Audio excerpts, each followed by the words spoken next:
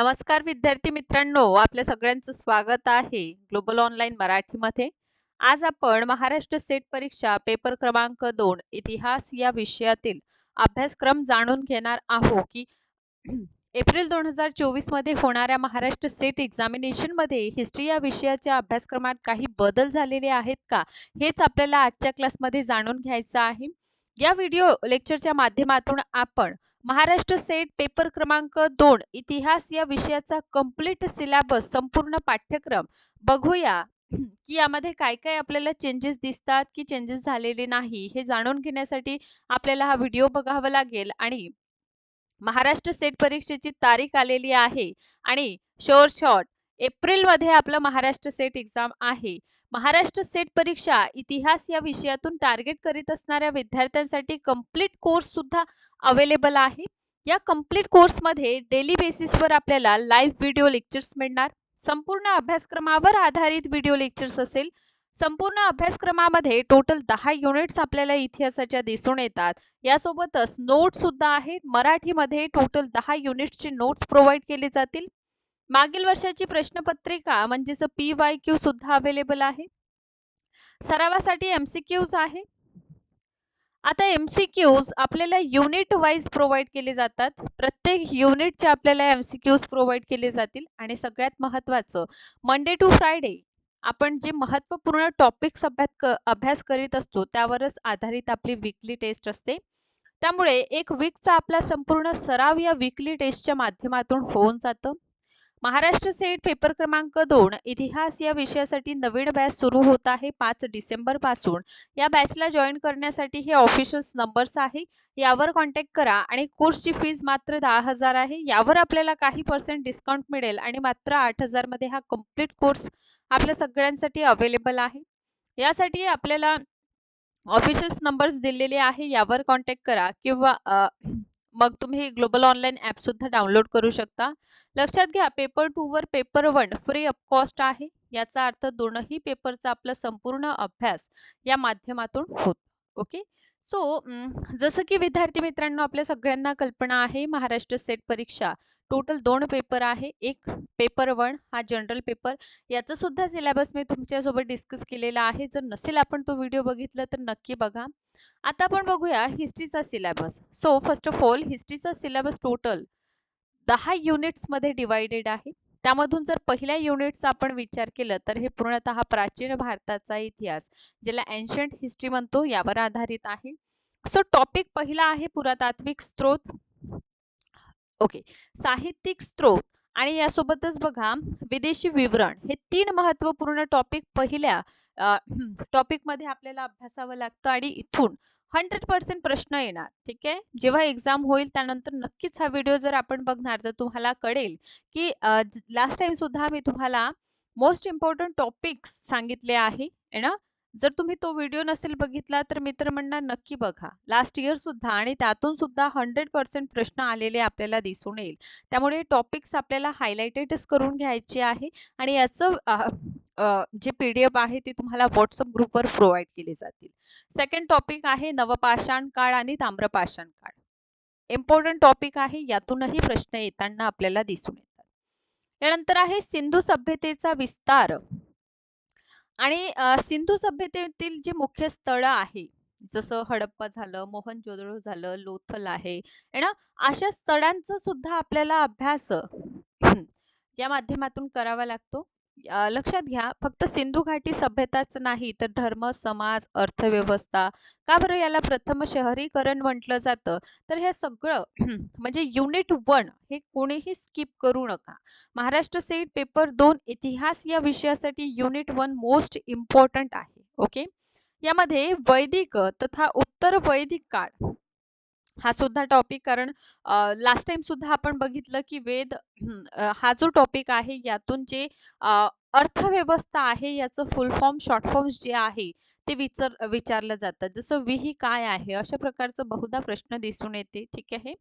So याचं उत्तर जाणून घेण्यासाठी आपल्याला पूर्णतः वैदिक काळ आणि त्यानंतर सुरू झालेलं उत्तर वैदिक काळ ना, या दोघांमध्ये फरक पाहावं लागतं. सामाजिक राजनैतिक राज्यव्यवस्था कोणत्या सिद्धांतावर आधारित होते? सामाजिक स्तरीकरण, धर्मांवर कोणता विश्वास होता? दार्शनिक विकास, सोबतच लोह युगाचा प्रारंभ आणि दक्षिण भारतामधील महापाषाण. लास्ट इयर हा टॉपिक विचारलेला नाही, तर यावेळेस 100% चान्सेस आहे की हा टॉपिक आपल्याला एक्झामिनेशन मध्ये विचारेल म्हणून. ठीक आहे. सो महापाषाण काळ आपल्याला स्किप करायचं नाही.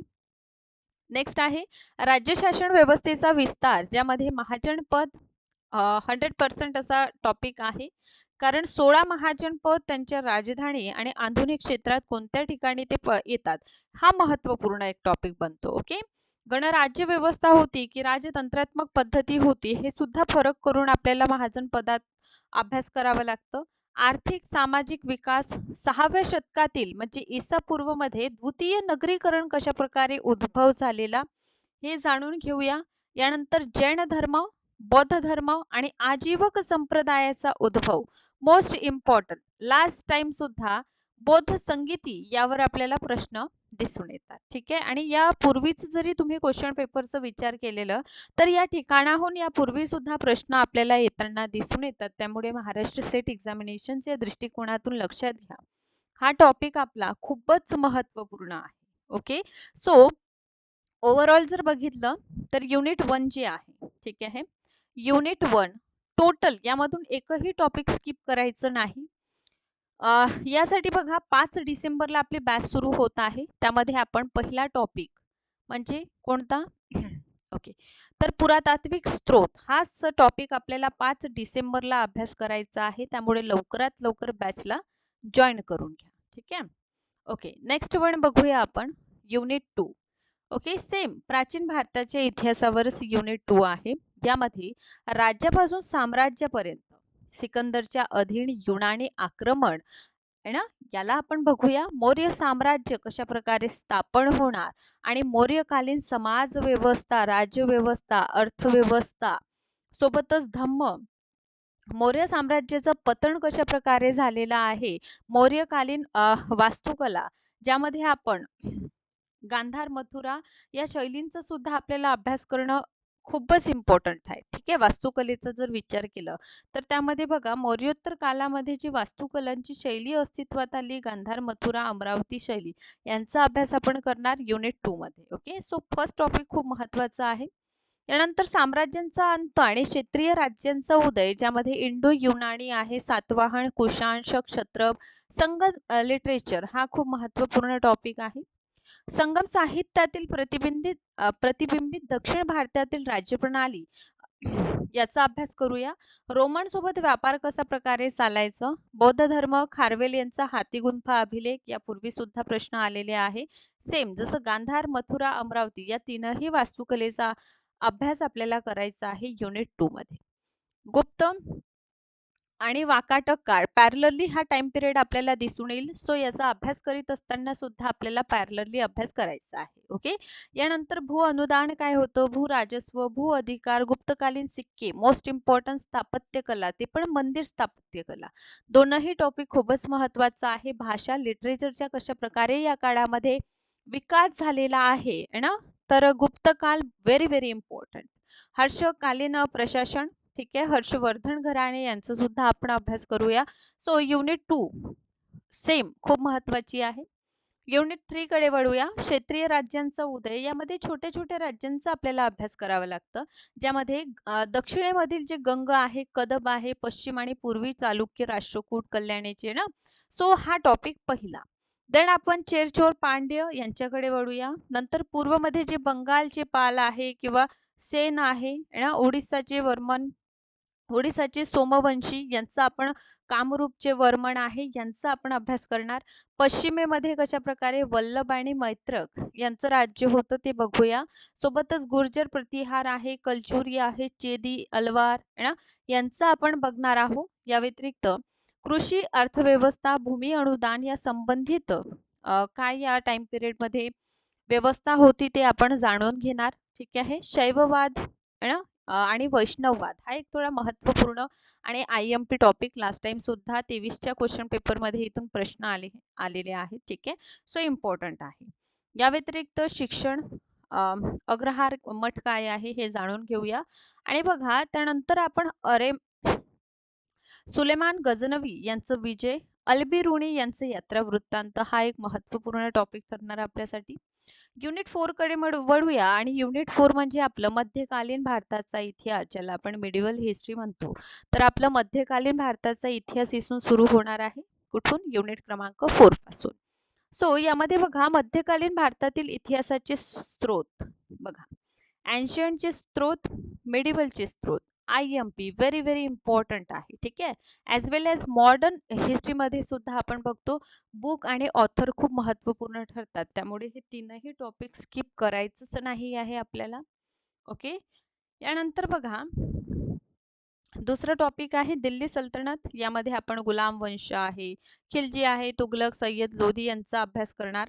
मुघल सत्तेची कशा प्रकारे पायभरणी होतं आणि बाबर, हुमायूं नंतर आपण सूरवंशाची स्थापना कशा प्रकारे होते. अकबर पासून औरंगजेब म्हणजे 1707 पर्यंत आपण बघूया आणि 1707 पासून आपण नंतर जाऊया 1857च्या उठावापर्यंत. ठीक आहे. तर इतकं टाइम पिरियड म्हणजे उत्तरवर्ती मुघल शासकांचा अभ्यास आपल्याला करायचा आहे. इम्पॉर्टंट आहे विजयनगर. कृष्णदेवराय फेवरेट टॉपिक आहे आणि वारंवार प्रश्न दिसून येईल. बहामनी साम्राज्य आणि कशा प्रकारे बहामनींच्या विघटनानंतर पादशाही अस्तित्वात येते. तर हा टॉपिक सुद्धा इम्पॉर्टंट ठरेल. मराठ्यांचा उदय आणि लास्ट टाइम इथून PYQ 2023च्या प्रश्नपत्रिकेत तुम्हाला नक्कीच दिसून येईल. ओके. सो मराठ्यांचा उदय आणि शिवाजी महाराजांद्वारे स्थापन स्वराज्य, पेशव्यांच्या अधीन कशा प्रकारे त्याचा विकास झालेला, मराठा मंथन आणि नंतर त्यांचं पतन कशा प्रकारे घडून आलेलं, हे आपल्याला युनिट 4 मध्ये जाणून घ्यायचं आहे. सेम युनिट 4 हे पूर्णतः आपल्याला राजनैतिक परिस्थितीचा अभ्यास आहे. ठीक आहे. तर युनिट 5 जे आहे मध्यकालीन प्रशासनाचा अभ्यास आपण करीत असतो. काय करतो यामध्ये? मध्यकालीन प्रशासन व्यवस्था. ठीक आहे. युनिट 5 याचं नाव लिहून घ्या, मध्यकालीन प्रशासन व्यवस्था. ठीक आहे. तर प्रशासनामध्ये सर्वप्रथम ऑब्व्हियसली पहिला टॉपिक दिल्ली सल्तनत आहे. तर दिल्ली सल्तनतमधील प्रशासन, ज्यामध्ये केंद्रीय, प्रांतीय आणि स्थानीय प्रशासनाचा अभ्यास करायचा आहे. इम्पॉर्टंट टॉपिक आहे. प्रश्न 100% येतात. ओके. या व्यतिरिक्त विजयनगरचं प्रशासन बघून घेणार आपण. बहामनींचं प्रशासन बघूया आणि मराठा प्रशासनामध्ये अष्टप्रधान मंडळाचा आपण अभ्यास करणार आहोत. ओके. इतकंच नाही तर समोर आपण कृषी, जलसिंचनाच्या व्यवस्था हा सगळं एक भाग बघूया. उद्योगांमध्ये सुती वस्त्र आहे ना, हस्तशिल्प आहे, कृषी आधारित उद्योग यांचा आपण अभ्यास करणार. हा इतकं विचारलं जात नाही म्हणा. ओके. सो युनिट 6 कडे आपण वळणार. युनिट 6 मध्ये बघा समाज आणि संस्कृती, सामाजिक संघटन आणि समाजाचं संरचना याविषयी पहिलाच टॉपिक दिलेला आहे. पण हा टॉपिक लास्ट टाइम इथून प्रश्न नाही तर यावर्षी येण्याचे चान्सेस आहे. सुफी सिलसिले ना इम्पॉर्टंट टॉपिक ठरेल. या व्यतिरिक्त भक्ती आंदोलनामध्ये शैववाद आणि वैष्णववाद, शक्तिवाद, IMP करा 2023चे प्रश्न इथून आलेले आपल्याला नक्कीच दिसून येतात. 2023च्या क्वेश्चन पेपर थोडा नक्कीच बघा. ओके. आयडिया होईल की यातून कशा प्रकारे प्रश्न आलेले आहे. मध्यकालीन संतांविषयी बघूया. ठीक आहे. सिखांचं आंदोलन, गुरु नानक देव यांच्याविषयी आपण अभ्यास करीत असतो है ना. खालसा पंथ. ठीक आहे. याविषयी सुद्धा आपण अभ्यास करणार. स्त्रियांची काय परिस्थिती होती या टाइम पिरियड मध्ये, जनाना व्यवस्था, देवदासी व्यवस्था काय आहे, मदरसा म्हणजे शिक्षणाच्या दृष्टिकोनातून बघा मदरसा शिक्षा याविषयी आपण बघूया. आणि ललित चित्रकारीमध्ये आपण मुघल, राजस्थानी, पहाडी, गढवाली संगीत यांचा विकास, सगळ्यात महत्त्वाचं इंडो इस्लामिक वास्तुकला आणि मुघल वास्तुकला, आणि यासोबतच आपण क्षेत्रीय वास्तुकलेचा विकास कशा प्रकारे या टाइम पिरियड मध्ये झालेला आहे ते जाणून घेणार आहोत. इंडो अरेबिक वास्तुकला म्हणजे मुघल उद्यान किंवा मराठा दुर्ग हे सुद्धा एक महत्त्वपूर्ण टॉपिक आपल्याला दिसून येत. ओके. सो युनिट 7 कडे वळूया. ठीक आहे. युनिट 7 मध्ये आपण बघतो की सर्वप्रथम आधुनिक भारताचा इतिहास कुठून सुरू झालेला आहे, युनिट क्रमांक 7 पासून. ठीक आहे. युनिट 7 आपलं मॉडर्न हिस्ट्री इथून सुरू होणार. ठीक आहे. ज्यामध्ये आपण सोर्सेसबद्दलच बोलूया. आधुनिक भारताचे जे सोर्सेस आहेत ते इथे आपल्याला अभ्यासावे लागतील. या व्यतिरिक्त युरोपियन कंपनीचं आगमन आपण बघूया. पोर्तुगीज, फ्रेंच आहे, ब्रिटिश आहे, डच आहे, कशा प्रकारे येतात. हे आपला टॉपिक खूप महत्त्वाचा आहे. IMP करा, येथून आपल्याला प्रश्न येताना दिसून येतात. सोबतच आहे भारत आणि ब्रिटिश अधिपत्य डोमिनियन स्टेटची स्थापना. भारतातील प्रमुख राज्य ज्यामध्ये बंगाल, बिहार, आपल्याला हैदराबाद, मैसूर, कर्नाटक आणि पंजाब यांचा अभ्यास करू. त्यानंतर सरळ आपण 1857चा उठाव, कारणे, परिणाम जाणून घेणार आणि कशा प्रकारे 1857च्या उठावानंतर क्राऊन म्हणजे राणीचं शासन लागू होतं ते बघूया. रेग्युलेटिंग ऍक्ट 1773 पासून 1858 पर्यंतचा पूर्णतः अभ्यास करूया. सरळ घेऊन जाऊया नंतर आपण सिव्हिल सेवेकडे. ठीक आहे, न्यायव्यवस्था काय होती, पोलीस सेवा कशा प्रकारची होती हे जाणून घेणार आपण. आणि स्थानीय सरकार संविधानिक परिवर्तन 1909 पासून 1935 पर्यंतचा सरळ सरळ अभ्यास आपल्याला यामध्ये करायचा आहे. ठीक आहे, चला. यानंतर उपनिवेश, अर्थव्यवस्था, कृषींचा विस्तार, वाणिज्य आहे, भू अधिकार, भूबंदोबस्त, ग्रामीण कशा प्रकारे जनता या काळामध्ये कर टॅक्स जे असतात त्यापासून ग्रस्त होती. उद्योगांचं कशा प्रकारे ऱ्यास घडून आलेला आहे ना, कारखाने, कानून किंवा बँकिंग असो, मुद्रा असो, रेल्वे असो, परिवहन, टेलिग्राफ जे आहे यांच्या सगळ्यांविषयी तुम्हाला मी युनिट क्रमांक 8 मध्ये सांगणार. आणि युनिट क्रमांक 8 हा एक्झामिनेशनच्या दृष्टिकोनातून महत्वाचा आहे. ओके, सो आपल्याला हा सुद्धा पूर्णतः युनिट इथे कव्हर करून मिळेल. अकाल म्हणजेच आपले जे बघा ना स्टेटचे आयोग वगैरे आहे ना. ओके, सो जेव्हा दुष्काळ आयोग, ओके, सो अकाल म्हणजे दुष्काळ होतं, दुष्काळ आयोग ना हे IMP आहे, विचारतात बरं आयोगांविषयी. ओके, जनजातीय आणि शेतकऱ्यांचं आंदोलन आपण बघूया. ठीक आहे, यामध्ये भारतीय पुनर्जागरण, सामाजिक धार्मिक सुधार, मध्यम वर्ग याविषयी थोडं जाणून घेणार आपण या टॉपिक मध्ये. स्त्रियांसंबंधित प्रश्न चर्चा, प्रिंटिंग प्रेस विषयी काय गतिविधी या टाइम पिरियड मध्ये होती, भारतीय भाषा आणि साहित्यिक विधी, आधुनिकीकरण, चित्रकारी, संगीत प्रदर्शन विचारलं तर जात नाही यातून. सो जितका हायलाइटेड पॉइंट आहे नक्कीच तुम्हाला करायचा आहे. युनिट 9 कडे जाऊया. भारतीय राष्ट्रवादांचा उदय आपल्याला इथून बघायचा आहे आणि कशा प्रकारे इंडियन नॅशनल काँग्रेस याची स्थापना 1885 मध्ये होतं ना. सरळ युनिट 9 मध्ये एक गोष्ट, 1885 पासून आपल्याला सरळ स्वतंत्रता पर्यंतचा इतिहास आणि स्वतंत्रता नंतरचा इतिहास पाहायचा आहे. ठीक आहे, सो पहिला टॉपिक इंडियन नॅशनल काँग्रेस, दुसरा आपण स्वदेशी स्वराज्य याविषयी जाणून घेणार. यानंतर आपण गांधी युगाला, ठीक आहे, सुभाषचंद्र बोस आणि राष्ट्रीय आंदोलन आपण बघणार. दलित वर्गांचं आंदोलन आहे, मध्यम वर्ग आंदोलन जे झाले त्यामध्ये स्त्रियांचं कशा प्रकारचं पार्टिसिपेट आपण बघतो झालेलं आहे ते बघूया. सांप्रदायिक राजनीतीमध्ये मुस्लिम लीगचं कशा प्रकारे स्थापना होते. ठीक आहे, स्वतंत्र पाकिस्तान मागण्याची मागणी कधीपासून भर धरायला लागते हे आपण जाणून घेणार आहे. स्वतंत्रता आणि विभाजन, ठीक आहे, हा एक महत्त्वपूर्ण टॉपिक आहे. स्वातंत्र्यानंतर जे समस्या उद्भवलेल्या, ठीक आहे, ज्यामध्ये जुनागड आहे, हैदराबाद आणि काश्मीरच्या विलिनीकरणाच्या समस्या आपल्याला दिसून येते. मोस्ट इम्पॉर्टंट आहे डॉक्टर BR आंबेडकर आणि भारतीय संविधानात काय विशेषता आपल्याला दिसून येते ते सुद्धा आपल्याला बघावं लागतं. नवीन शिक्षा नीती, आता बघा हा टॉपिक जे आहे ना वेगळं तुम्हाला शिकवलं जात नाही. ठीक आहे, मी आता सुद्धा सांगत आहे कारण युनिट 10 मध्येच हा टॉपिक आपला कव्हर होत असतो.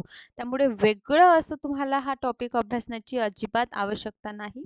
भाषाई पुनर्गठन आयोग आपण बघणार आहोत है ना. सो विदेश नीती यामध्ये पंचशील तत्व हा एक महत्त्वपूर्ण टॉपिक ठरणार. अशा प्रकारे युनिट 9, ठीक आहे, first, second, third, fourth, fifth असं डिस्कस करत कसं आपण 9 युनिट पर्यंत पोहोचलेलो आहोत. सो आपल्याला थोडा आयडिया आलेली आहे की कशा प्रकारे हा जो सिलेबस आहे मोठा आहे ना. सो एवढा मोठा सिलेबस टार्गेट करण्यासाठी 5 डिसेंबर पासून नवीन बॅच आपण सुरू करीत आहोत है ना. या बॅचला जॉईन करा आणि डेली बेसिसवर बघा तुमचं पूर्णतः अभ्यास होऊन जाईल. शॉर्ट तुम्हाला गॅरंटेड स्वरूपाचा कोर्स जे आहे ते अवेलेबल आहे. सो लवकरात लवकर 5 डिसेंबरला जी आपली नवीन बॅच सुरू होत आहे महाराष्ट्र सेट परीक्षेसाठी, या नवीन बॅचला जॉईन करा आणि येणाऱ्या एक्झामिनेशनची संपूर्णतः तयारी करून घ्या. ओके. सो या व्यतिरिक्त युनिट 10 हे पूर्णतः इतिहास लेखन शास्त्र यावर आधारित आहे. ठीक आहे. इतिहास लेखन शास्त्र. ओके. ऐतिहासिक प्रणाली शोध लेखन. ठीक आहे, याविषयी आपल्याला जाणून घ्यायचं आहे. इतिहासातील वस्तुनिष्ठता आणि पूर्वग्रह काय असतो. ओके. इतिहास विज्ञान की सामाजिक विज्ञान. ठीक आहे. इतिहास कार्यकारण संबंध याविषयी थोडं जाणूया. क्षेत्रीय इतिहासाचे काय महत्व महत्वाचे आहे. ठीक आहे. सोबतच बघा इतिहास लेखनामध्ये, ठीक आहे, सबल्टन्स थेअरी खूपदा विचारतात, मार्क्सिझम विचारतात. ते आपल्याला जाणून घ्यायचं आहे. फक्त इतकंच का नाही. प्राथमिक द्वितीयक साधने काय आहे. ठीक आहे. हे सुद्धा आपल्याला इतिहास लेखन शास्त्राचाच हा भाग आहे आणि हे विचारलं सुद्धा जातं.